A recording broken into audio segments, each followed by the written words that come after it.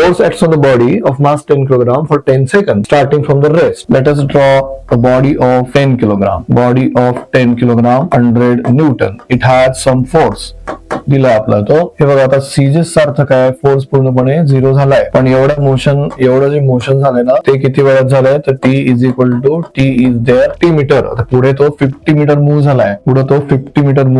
50 metre म्हणजे पुढचा जो एस आहे ना तो 50 मीटर आहे. द व्हॅल्यू ऑफ फोर्स किती होती, इथं फोर्स सी झालाय याचा अर्थ असतो एफ इक्वल टू इकडे 0 झालाय आणि इथला जो टायमिंग दिलाय तो 5 सेकंद आहे. तो व्हॅल्यू ऑफ फोर्स काढणं म्हणजे काय, इथं नक्कीच ऍक्सलरेटेड मोशन आहे की नाही. So at this point velocity 0, at this point v there will be v आणि त्यानंतर v च राहील. Force is equal to mass into acceleration. But so यावरून आपल्याला मिळते की 10a आहे. याच्यावरून आपल्याला काही फारसे मिळणार नाहीये. v इक्वल टू प्लस 80 मध्ये काय ठेवता येईल, v equals to, let us try it for this.